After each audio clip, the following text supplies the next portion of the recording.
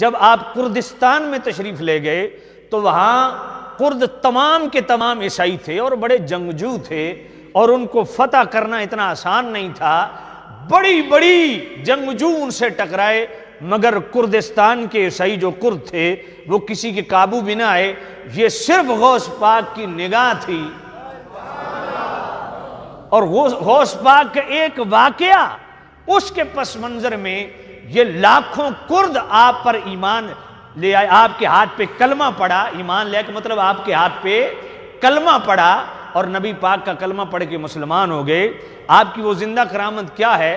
جب آپ کردستان میں تشریف لے گئے تو جو عیسائیوں کا پادری تھا وہ آپ کی خدمت میں حاضر ہوا۔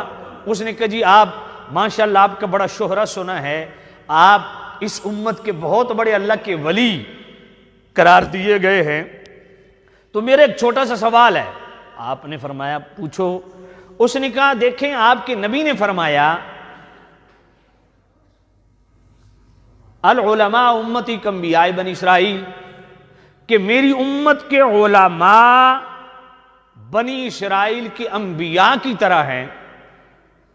تو اس کا مطلب تو یہ ہوا کہ اس امت کے ولیوں کو اللہ نے وہ شانیں دی ہیں جو بنی اسرائیل کے نبیوں کو شانیں دی ہیں۔ تو اگر یہی بات ہے تو آپ اس امت کے وہ عالم ربانی ہیں جن کا شعرا عرب و عجم میں ہے، تو پھر ہمارے عیسیٰ علیہ السلام نے تو مردہ زندہ کیے، تو پھر کیا آپ کو بھی اللہ نے یہ طاقت عطا فرمائی ہے؟ آپ محمدی ولی ہیں، آپ اس امت کے عالم ربانی ہیں، اللہ نے آپ کو یہ طاقت بخشی ہے۔ آپ نے فرمایا میں نبی نہیں ہوں، میں نبیوں کا غلام ہوں اور رسول اللہ صلی اللہ علیہ وسلم کا ادنا غلام ہوں، تم کیا چاہتے ہو؟ اس نے کہا ہم یہ چاہتے ہیں، ہم یہ سارے کرد آپ سے وعدہ کرتے ہیں، یہ تمام کے تمام کرد لاکھوں میں جو عیسائی ہیں، ہم آپ پر آپ کے ہاتھ پہ بیعت کریں گے اور آپ کے نبی کا کلمہ پڑھ لیں گے، عیسائی مذہب کو چھوڑ دیں گے، اسلام دین اسلام کو قبول کر لیں گے۔ ہماری صرف ایک شرط ہے کہ آپ مردہ زندہ کر کے دکھا دیں۔ آپ نے فرمایا چلو قبرستان چلتے ہیں۔ غوث پاک رضی اللہ تعالیٰ عنہ ہزاروں کردوں ان عیسائیوں کے جرمٹ میں قبرستان چلے گئے۔ آپ نے فرمایا کہ کون سی قبر سے مردہ زندہ کرنا ہے؟ اس نے کہا جی اس قبرستان میں ہماری معلومات کے مطابق سب سے پرانی قبر فلاں جگہ موجود ہے، اس مردے کو آپ زندہ کریں۔ حضرت شیخ عبد القادر جیلانی رضی اللہ عنہ فرمایا ٹھیک ہے چلتے ہیں۔ جب آپ اس قبر پہ پہنچے تو انتہائی بوسیدہ اور پرانی قبر تھی، تو آپ نے فرمایا قم باذنی، میرے حکم سے زندہ ہو جا۔ یہاں قم باذن اللہ نہیں فرمایا۔ اب قم باذن اللہ اور قم باذنی میں فرق کیا ہے؟ عیسیٰ علیہ السلام قم باذن اللہ کہہ کے مردہ زندہ کرتے ہیں، غوث پاک قم باذنی کہہ کے مردہ زندہ کرتے ہیں۔ اس میں راز کیا ہے میں بعد میں عرض کرتا ہوں۔ غوث پاک قبر پہ گئے اور میں قم باذنی، میرے حکم سے زندہ ہو جا، تو وہ اس قبر کا مردہ کفن جھاڑتے ہوئے کھڑا ہو گیا۔ تو آپ نے اس کرد عیسائی نے جو کردوں کا سربراہ تھا، اس کمانڈر بھی تھا، پادری بھی تھا، اور لاکھوں کرد جنگجوؤں کا سپہ سالار تھا، اس نے پوچھا کہ تو عیسائی ہے؟ اس قبر والے نے جو مردہ زندہ، اس نے کہا نہیں میں عیسائی نہیں ہوں۔ کہا میں عیسیٰ علیہ السلام سے بھی ہزاروں سال پہلے حضرت دانیال علیہ السلام جو نبی گزرے نا، میں ان کو امتی ہوں۔ تو اس نے کہا کیا قیامت آ گئی؟ کہا نہیں قیامت نہیں۔ غوث پاک نے فرمایا تو واپس چلا جا، تو نہیں قیامت تک ادھر قبر میں ہی رہنا ہے۔ اب جب وہ قبر میں چلا گیا، اب غوث پاک نے فرمایا ہاں میں نے اپنا وعدہ پورا کر دیا۔ اب لاکھوں کرد یہ جتنا بھی کردستان میں مسلمان ہے نا، یہ میرے غوث پاک کی صرف ایک کرامت کے پیچھے مسلمان ہوئے۔ پورا کردستان یہ سارا عیسائی تھا، اور اتنے جنگجو تھے کہ ان سے پنگا لینا تو خیر اس دور میں کسی کی ہمت ہی نہیں پڑتی تھی، جو آتا مات کھا کے شکست کھا کے واپس چل۔ اب غوث پاک نے فرمایا، تو انہوں نے کہا جی ہم نے وعدہ کیا، بالکل ہم آپ کے ہاتھ میں بیعت کرتے ہیں۔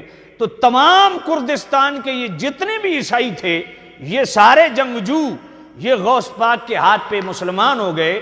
جب یہ مسلمان ہوئے اب اگلی بات جو میں کرنے لگا ہوں، دل کو لگے تو دل والی سبحان اللہ، یہ سارے لاکھوں کرد جو ہیں یہ غوث پاک کے اس لشکر میں شامل ہو گئے جو غوث پاک کا باقاعدہ جہاد کا ایک ونگ تھا، مجاہدین کا ایک ونگ تھا جہاں جہاد کی تربیت دی جاتی تھی، تو اس میں شامل ہوئے اور کردستان میں باقاعدہ جناب والا غوث پاک رضی اللہ تعالیٰ عنہ کے حوالہ سے یہ ایک پوری چھونی انہوں نے تیار کی۔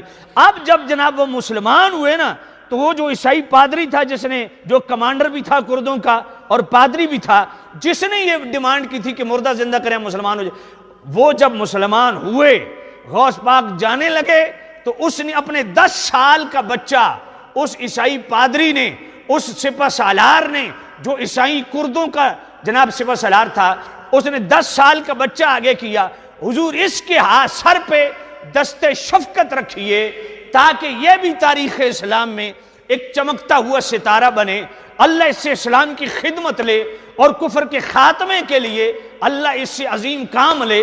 غوث پاک نے اس پادری جو جنگجو اور پورے لشکروں کا سپہ سالار تھا، اس کے 10 سالہ بچے کے سر پہ ہاتھ رکھا اور دعا دی، فرمایا اللہ اس سے اسلام کی خدمت لے گا اور کفر کا خاتمہ کرے گا۔ یہ وہ 10 سال کا بچہ تھا جو بعد میں سلطان صلاح الدین کے انعام سے متعارف ہوا۔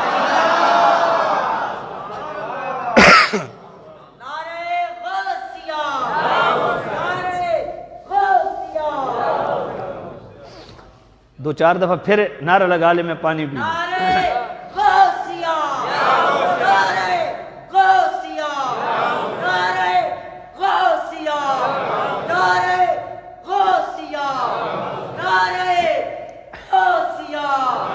جس پہ ایک دفعہ میرے غوث پاک ہاتھ رکھ دیں، یہ سومنات کے مندر ایسے نہیں فتح ہو گئے۔ یہ سلطان صلاح الدین ایوبی، یہ اس کرد جنگجو اور سپہ سالار، اس کمانڈر جو تمام کردستان کا کمانڈر بھی تھا اور پادری پوپ تھا عیسائیوں کا، یہ سلطان صلاح الدین ایوبی اس کا بیٹا تھا جس کے ہاتھ پہ میرے غوث نے ایک دفعہ ہاتھ رکھا، پھر اس نے کس کس کو ہاتھ لگائے، اس سے پوری دنیا واقف ہے۔ تو یہ مردہ بھی زندہ کیا غوث پاک نے۔